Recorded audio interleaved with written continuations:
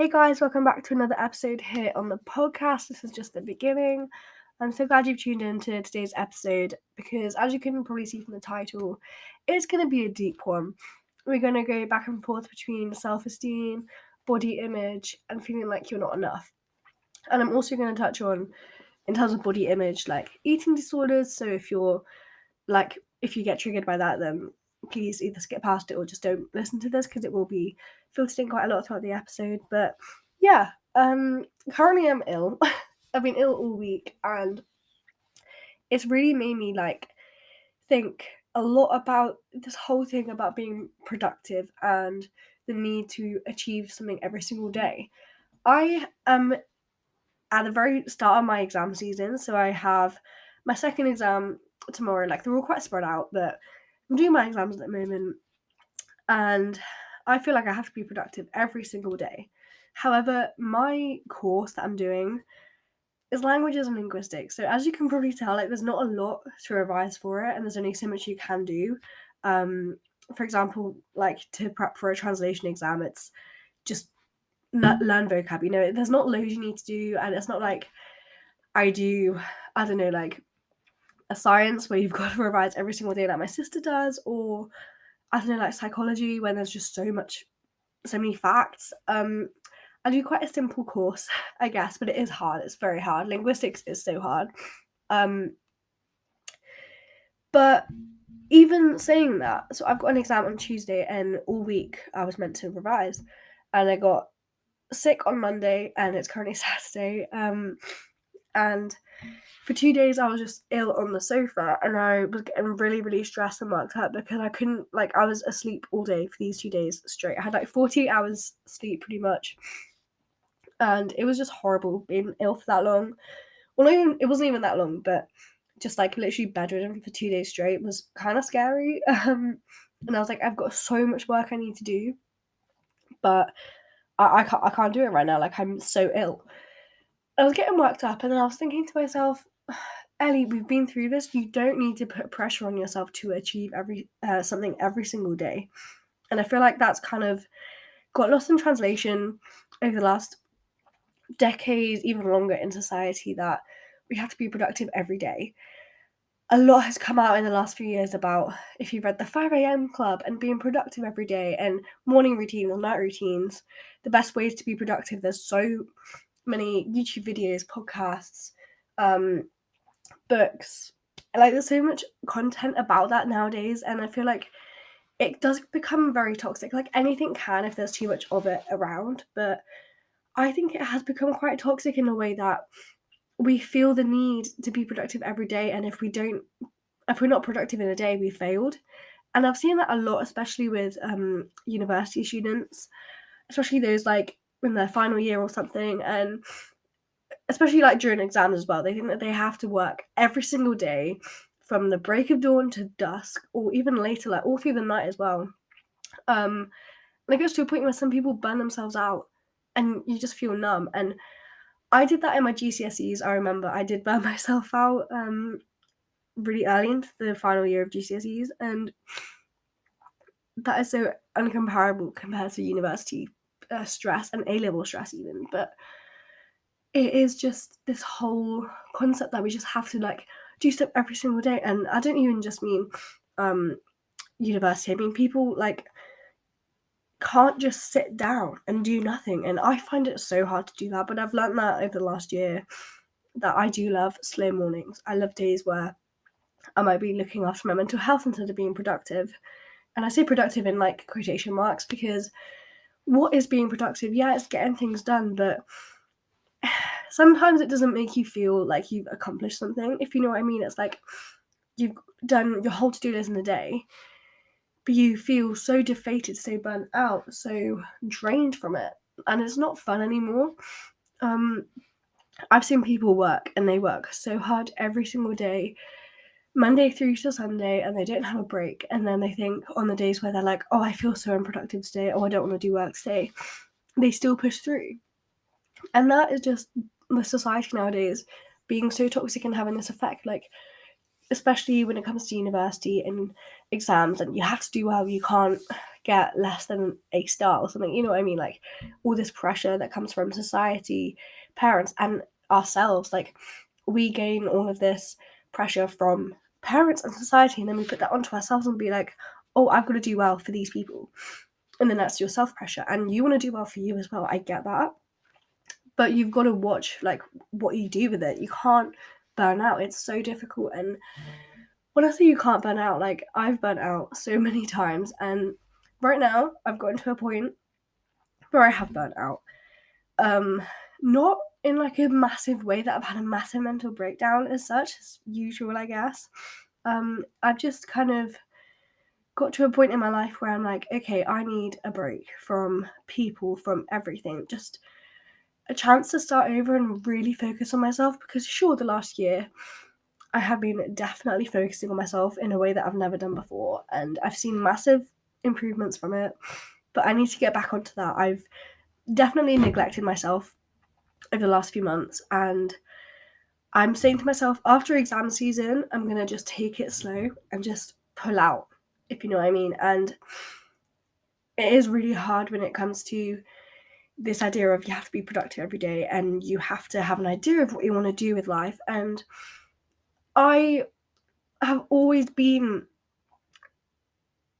not always been, but recently I just want to advocate for you are allowed days off, you're allowed weeks off, and that comes with working, and it also comes with working out, as you know, as I always say. Like when I was ill, so last weekend I didn't do much exercise just because I didn't want to, and then when I started getting ill I couldn't do exercise, so I'd gone like 4 or 5 days without doing a workout, and my old self would be like, oh my god, that is so messed up, you need to go work out right now, even though I was ill.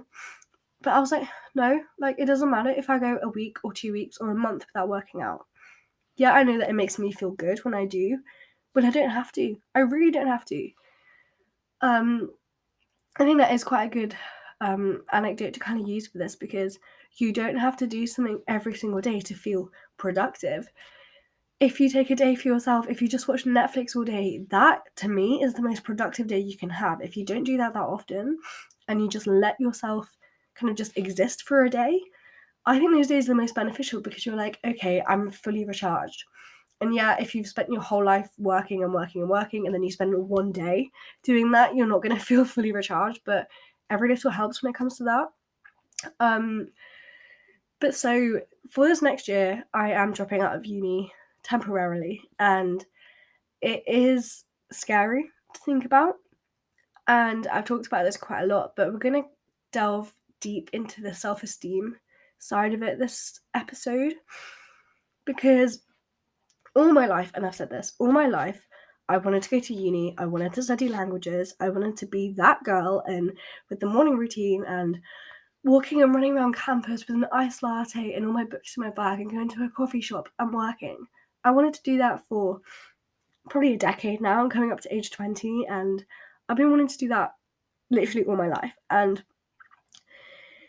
I think it's just because, like, during COVID, I just kind of lost touch with myself. And I said this in my episode where I talked about all about dreams change and everything else to do with uni dropping out. And we're going to go into it deeper today. But I think since COVID, I just lost touch with myself and just didn't realise that I didn't want to go to uni anymore. And I just kind of kept up with life and what I'm meant to be doing. And I was meant to go to university because everyone went to uni and you have to go to uni.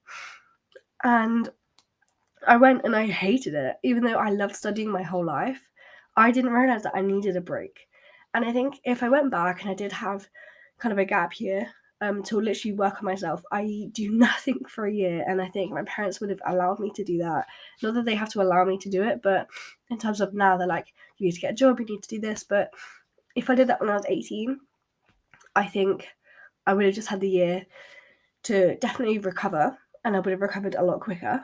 But that doesn't matter now because I've recovered, so I'm in an amazing place right now when it comes to food freedom and recovery. But if I did take that year out, I could have made a huge difference. And instead, I just did what I thought I had to do, which was go straight to uni, throw myself into the social side. And little did I know I didn't want to do that, but I just thought, oh, I wanted to do this my whole life. I just didn't do like a self-check-in that, is this really what I want to do? And I just went because everyone went and I thought I had to go. I don't regret it. Like, I don't think, oh, I regret going to uni. No, we learn from mistakes. You can't change your past. There's no point regretting your past. So we learn from our mistakes. And it wasn't even a mistake. I just did something that I didn't want to do. And now I've learned from that. And I'm in this wonderful position now. And I'm grateful. I'm so grateful that I am able to drop out in a way. I'm so sorry, I just had a coughing fit then. But as I was saying, I'm so grateful that I'm in this position where I am able to look back and think, okay, what am I doing now? What can I learn from having tried uni for 2 years and really, really suffered with everything that was going on? And the fact that I just didn't want to be there, but I didn't want to admit it to myself because I thought that I failed. And when I suddenly realized that it wasn't working out for me, I was so scared, because when you realize something isn't working out for you and you thought that's what you wanted to do your whole life and what would make you really happy, that is so bloody scary to think that that didn't make you happy, because it didn't make me happy. The things that made me happy about uni were the people I was with. They really did help, especially this year. The partying this year, I'm like, my first year and second year experiences were so different, but I still cried in both of the years about university, and I cried every time I went back, every time I had to go back, before I went back, and when, you know what I mean, like, I just cried. So I know both of my experiences in first year and second year have been so different. I've been two different people completely during them, which is really weird to think about, but I have, honestly. But there's still an underlying factor that I've still cried almost every day about being there. And things that made it easy this year, you know, I've got a boyfriend who I can go see on a weekend and just escape. Again, I can go down and see my sister. Like, you know what I mean? There are just escapes I have, and I've hated that because all the advice I get was, oh, just make sure you have something fun to look forward to every week to get you through it. And I'm like, I don't want to get through every day until something fun happens. And this is a very important point here, that I don't want to wish away every day until the next best thing. I wanted to love every day. And university just wasn't doing that for me. And yeah, it was really, really scary. But what I've accepted now is that life is meant to be filled with all these twists and turns, and there is so much uncertainty in life. And life is not smooth sailing, and that's absolutely fine.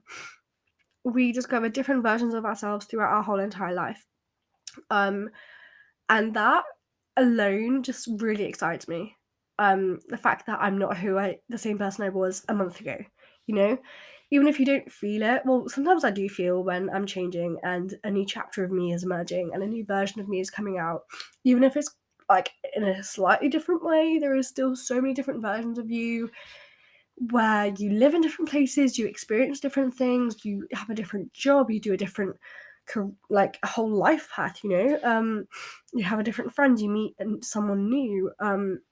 There's so many different versions of you, and if you're looking for a point for life, just focus on how exciting that learning to getting to learn different people of different versions of you, like, as though they're different people, like that to me just excites me to want to live life. Because I do get it when people are like, well, what is the point of life? And every time I get into a conversation with someone about that, everyone has their different views, and at the end of the day, we do all get up, we go to work, and then we die. Like, that is our life. We are a kid, we are an adult, we work, we die. That is life. And if you look at it that way, it is the most boring thing ever. And like, a lot of people be like, well, I don't want to do that. But then the alternative is just not doing anything at all, you know? So that's why when people start to think about, oh, what's the point of life? But there's always a point, is to live, because then you'll just be dead. And what's the point of just being dead, you know? That's kind of my outlook on it. And just live every day as though it's your last. Enjoy every day. That's what I always say. And although that can get quite exhausting as well, to always have that in your mind, you get to a point where you don't always consciously think it. You're like, today's going to be a good day. And if you wake up in the morning and set your mindset and your tone saying, like, today's going to be a good day, I want to have a good day, there is more chance you will have a good day because you're in a positive mindset. Whereas if you wake up and be like, oh, I'm so tired, today's going to be awful, it's not going to go very well, is it? So that's my kind of little tangent about having a good mindset about life. Always helps with anything. Going back to the point of uncertainty, when there's uncertainty, there's possibility. And that's what I've learned kind of this morning as I've woken up. Like, today's the first day that I've woken up and thought, yeah, today is going to be a good day. Because I've been ill all week and I've just been in an absolute slump since I've made the decision to take a year out of uni. And I've just been in this whirlwind of trying to revise every day, but I've just not wanted to revise because I have no motivation. And that was my problem at uni. There was no motivation for me to get good grades, to do well, because I just didn't want to do well. Like, it was simple as that. I didn't want to be at uni. And now I suddenly realised that looking back at my attendance, I did get emails about my attendance. And yeah, it wasn't good. But anyway, so I woke up this morning, and what made a huge difference was that I did not go on my phone when I woke up. And I've not done that in so long. Like, I always go on my phone for just 2 minutes or 5 minutes in the morning just to check messages, because I tend to go to sleep quite early, so I just check my messages. And this time last year, I was a huge fiend of that. I'd be like, you can't do that. That's the worst thing for a morning routine, because that was when I was in my productivity morning routine era. And it worked for me at the time, but now I think you don't need a routine to be productive. Anyway, but now I go on my phone when I wake up just because I like to have a slow morning get up. But now, just as an example of today, I woke up and I did have a lot of sleep. I went to sleep at 9:30, didn't wake up till 8. It was great sleep. I was so tired yesterday. I woke up, didn't go on my phone because I've just realised it's so nice outside in England. The weather is meant to be gorgeous for the next month with no rain, which is just incredible. So I'm really happy about that. So, and I sleep with my blind open, so I just look out and it's so sunny outside. I'm like, yeah, today's gonna be a good day. And the first thing I did was I went to get a coffee and I journaled, and I haven't journaled like that in ages. And I just wrote about being grateful again, and I think I have slowly found that spark in me again. And that has kind of come with, in a subconscious way, I've kind of just let go of what I thought the perfect life was and what I've been taught the perfect life is, i.e. at my age I should be at uni. Because right now I'm at home, which I was thinking last night, why am I actually at home? I should be at uni if I'm not going to be there next year. Make the most out of being there, make the most out of the gym, make the most out of my routine, because it's different when I'm at uni. And I have realised that I should be there right now. And it's kind of funny that I'm not there. And I'm just at home because I have to go back and forth for my exams anyway. But that's another thing. I'm at home right now and I love being at home just for the nature, just for the deer that come up to the fence when they want to feed, and it's just so cute. And I just love being home. I went on a run this morning and just a baby deer was just in the middle of the road just staring at me, and I was like, you're literally 2 feet away from me. This is the cutest thing ever. Did I take a picture? No, because I'm living in the moment. And I used to take pictures of everything, but now my camera roll, I haven't taken a picture in a week. So there's something on that. I have decided to drop out this year. And I say drop out, I'm taking a year out, but dropping out is just easier to explain. I'm doing this in order to find me again, to find out what I actually like, what I want to do in life, who I want to be. And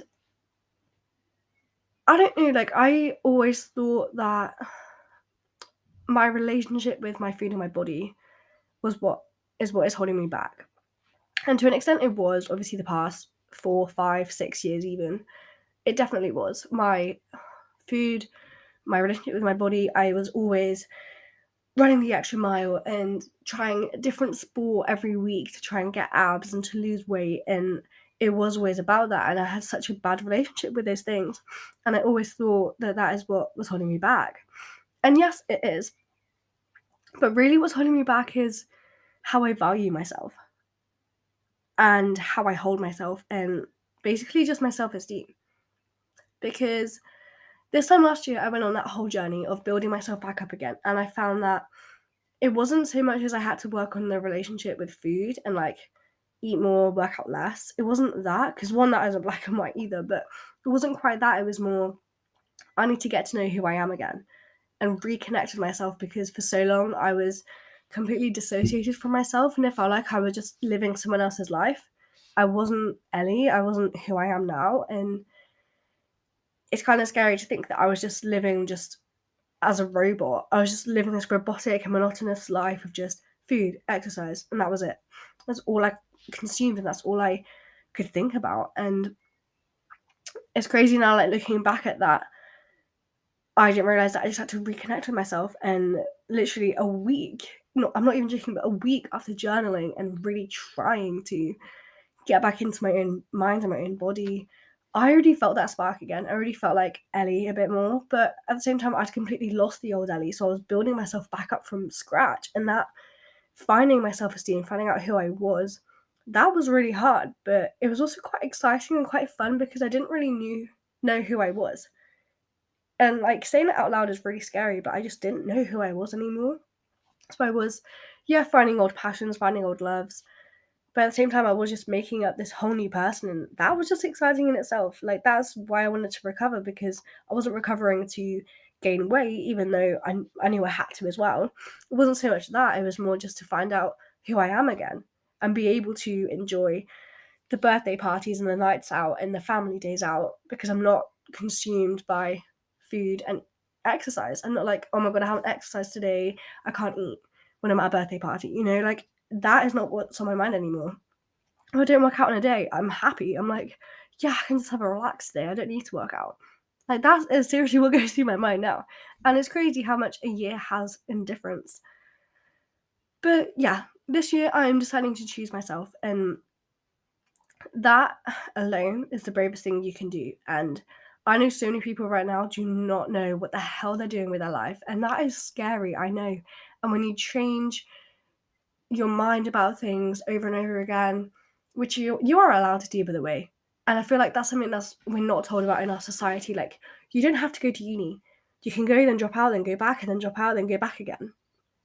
As one example, you don't have to be fixated on one career path. You can do different degrees, different careers, different jobs, different life paths, different ways of living. Like, you don't have to stick to one thing, which our generation is leaning way more towards now, but I feel like my parents' generation, it pretty much was. And my mum has only now, at age 50, completely changed her life path into a new career.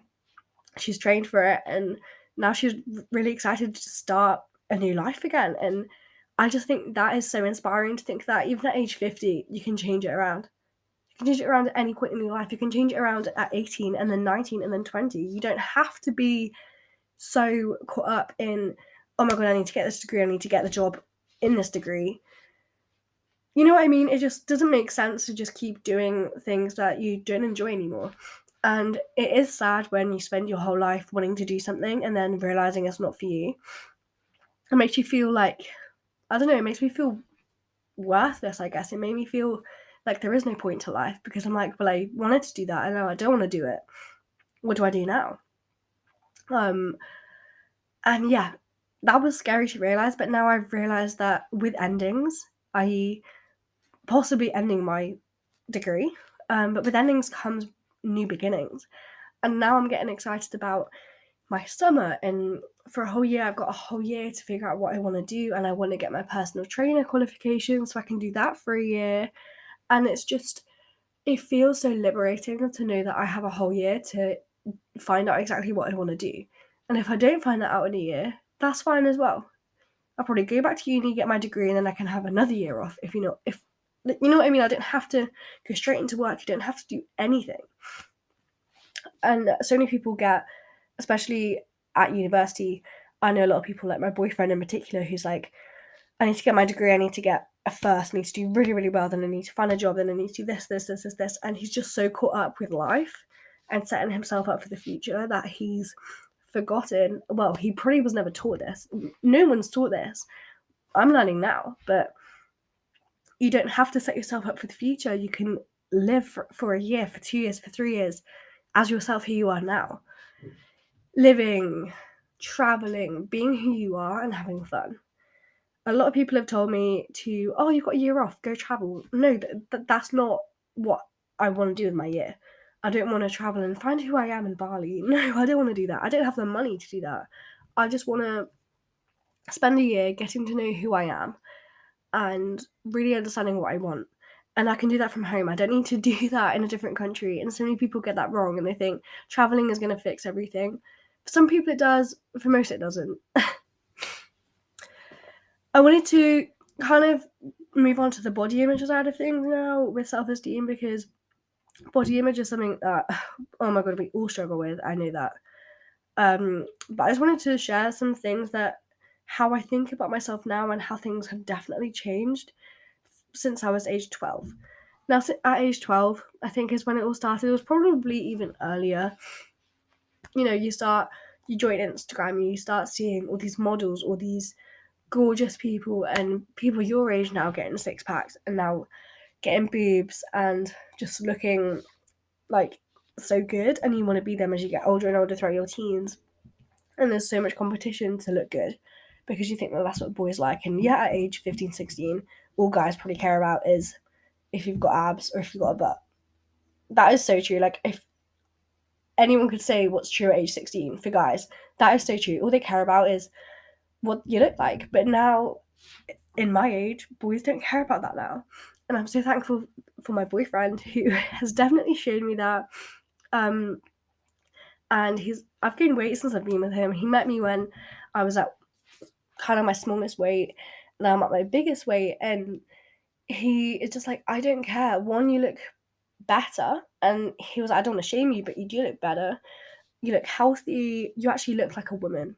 And then he was like, but at the same time, guys don't really care what your body looks like. They care about who you are. And then hearing that from a guy in particular was like, wow, like that's actually so true. And I feel like we put pressure on ourselves, or we put it in our minds that that is what boys want, and they want you to look amazing and to look toned and snatched. No, not really. I mean, at that age, probably. Then you carry that with you. But I think times are changing where if you're a nice person, people aren't really going to care what you look like, especially when you get older. Like, as a teenager, it's so bloody different. And you are just like going through puberty, you're starting to realize, like, oh yeah, I want to start kissing people, I want to start having sex, I want to start, and you get attracted to people. I know that, and the most beautiful ones, the most skinny girls, I guess, are the ones that get most attention. I know that. But then as you get older, that is so not true. People fall in love with you for who you are. It's just in that teenage years that is what happens, unfortunately, and then that sets us up for our life. And it's just, I feel like everyone at this age, like between 18 and like 22, should definitely have time. I'm not saying a year out, but time, like maybe a whole summer, just to focus on yourself and building up that relationship with yourself again and your self-esteem. Because we are knocked down so many times throughout our teenage years, and then we're thrown into university, and then we never have time to reconnect with ourselves and find out who we are. And I did this at university because, again, I didn't have such a stressful course, but I know so many people have done that as well. My sister's done that, and you don't have to have like time, like as in 24 hours to do it. You can do it, like you can find out who you are, morning and nighttime journaling, you know, or whatever works for you. And it is so hard to get into, I know, but for one, listening to this podcast is a start. As you can probably tell, you're probably starting to think like, okay, I want to start doing this. And if you're listening to this, you're probably already on that journey anyway. So, but back to the body image thing is that now when I look in the mirror, I don't see someone with a bigger body like I did when I first gained weight. I see someone with a bigger life. And I look back at everything I've done the past year exactly, pretty much. And I've just done so much. So much has been done. Been so many highs, and yeah, there's been some lows. There's definitely been some lows, but and I always come back to last summer. Last summer was just so good, and I just did everything I wanted to do, and it was just the best summer ever. Oh my god. And then the first time at uni was also so good because it was the first time at uni that, even though I was crying about being at uni, it was the first time I was social again over the last like 4 years. I hadn't been social for that long, and I was like, oh my god, yay, it was so fun. After the first like month, I was like going into uni and really loving the new course I was doing, and then suddenly it just plateaued and it was bad again. But all the experiences I've had the last year, everything I've done is just all thanks to kind of me gaining weight and recovering, because the size I'm at now is the size I'm meant to be in order to do the things I want, eat the things I want, be the person I want to be. I have the energy to do those things. And that's the main thing. Like, when I was at my smallest size, I had no energy. I was tired all the time. I could not see people. I was so angry. I was so erratic. I was so caught up in my own mind. I couldn't think about anyone else. I didn't think about how what I was going through was impacting my mum, my sister, my family, my friends. They were going through a hard time watching me go through a hard time. And I didn't realize that. I didn't care. I was just like caught up in my own world of just my eating disorder, and it was just so hard. Um, but it seemed harder at the time to gain weight because I didn't realize, I didn't have the connection with myself by saying, if you gain weight, you can do these things. I was like, I really want to eat cake, but I can't. When it was like the end of my eating disorder kind of thing, when I was starting to realize what was happening, and I was getting really, really sad about it because I wanted to stop, but I couldn't because it was an addiction. It was definitely an addiction to.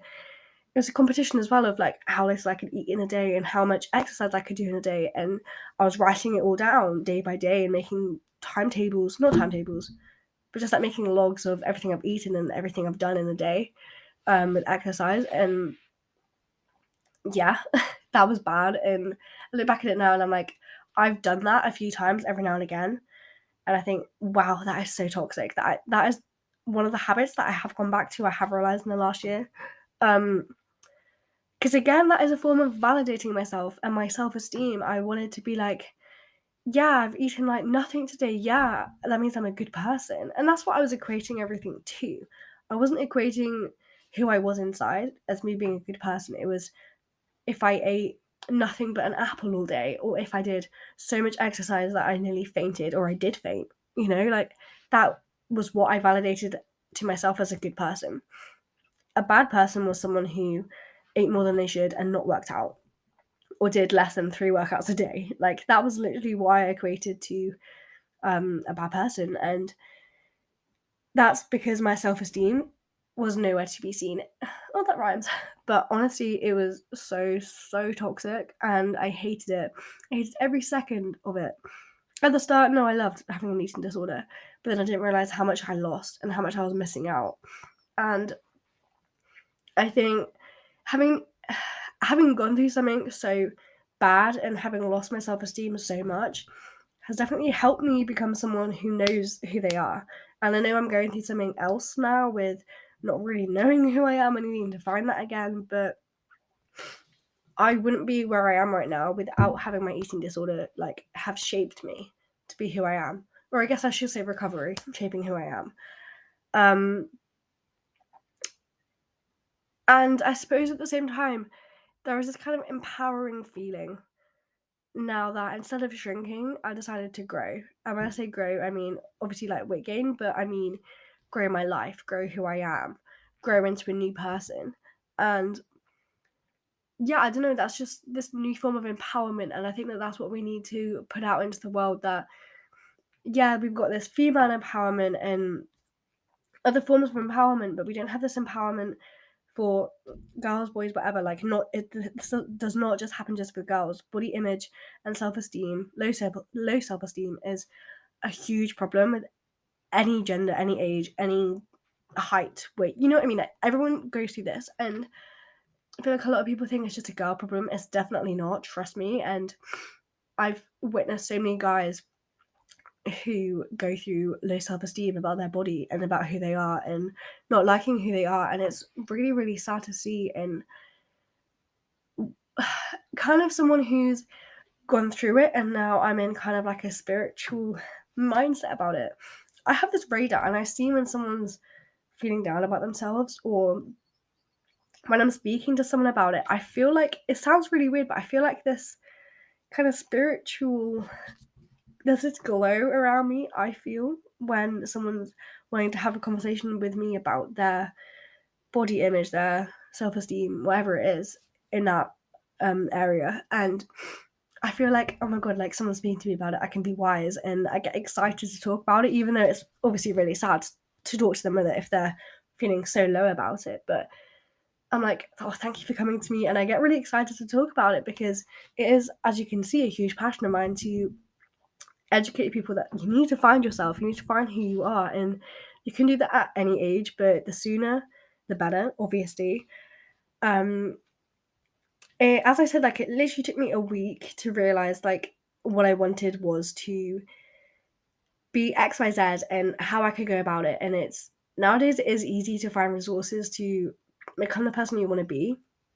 But let me remind you that don't put pressure on yourself to turn into this amazing spiritual goddess type person. Like, that's not going to happen overnight, and that might not ever happen. Like, to be fair, the whole journaling thing might not work out for you, and don't put pressure on yourself for it to work out for you, because it might not. And that is annoying. Trust me, when people say, oh my god, this works, try it, this hack, try it, or whatever, and it doesn't work for you, that is annoying, especially if it happens all the time and you're like, well, this is another thing that doesn't work for me, and it makes you feel worse. Like, I know that. But if journaling doesn't work for you, don't give up on that. You know, there's so many other things that you can do. Like, I know, like, meditation and yoga is a very niche thing people don't really like. I didn't do it all the time, but it does help me clear my mind, definitely. Walking is a huge thing to clear your mind. When I walk, I clear my mind. Sometimes it makes me more stressed, and I'm like, oh, I should get back to need to do work. But at the same time, it does make me think, okay, no, I don't. I'm on a walk. I'm going to have some peace and quiet and focus on, like, my mental health for a second, and I'm allowed to go for a walk. I'm allowed to have time off. And walking, I think, is just the best way to heal yourself, especially if you listen to a podcast when you're walking. I don't know if you're listening to this one when you're walking now, but that's what I got into as soon as I wanted to heal. I was like, I need to heal. I'm going to start doing this. And it was a huge help that when I started doing it, and I began to see what I wanted, and I wanted to be that girl who was walking around listening to podcasts and healing, and people could see that she was healing. And that was just a huge journey that I'm so glad I embarked on. But kind of summing up all the ideas I put, I've said this before, but let go of what you think the perfect life looks like in terms of everything that we've talked about. But also let go of what you think the perfect body or the perfect diet looks like, because those girls you see in a magazine, they're edited, or they've starved themselves for a week before that photo shoot. It's not real life. As I keep saying, the size I am now, the size you are, right? It's weird. The size I am meant to be is the size that allows you to, the size you are meant to be is the size that allows you to do all the things you want to do, and to eat the things you want to do without any restriction. And I genuinely think that there is no diet that works. My parents want to go on a diet, and I'm like, there is no diet that works, honestly. And I'm not a nutritionist, I'm not a dietitian, I don't know this, but from what I've read, what I've seen, what I've experienced, no diet is going to sustain yourself. It's just like there is no perfect way to live. There's no perfect life plan to follow. So if you're someone like me who is wanting to follow the that girl routine, like, forever, like, yeah, I started it and it works out for me so much. But then when I realized that my day will involve not me just being on my own every day, because that routine works when I am on my own every day, i.e. when I'm healing. And it was a great, like, motivator and great start to my healing journey, to have, like, a focus and to be productive in terms of mental health productiveness. And that is something that I did want to touch on, but I'm going to wrap it up here because it's been quite a long episode. But being productive can be productive for your mental health, which is what the kind of that girl routine did for me. Walking, yoga, meditating, journaling, really taking time to do stuff, doing mindfulness activities. And that was the most productive I've ever been those days, when I had all day, every day for 3 months, really.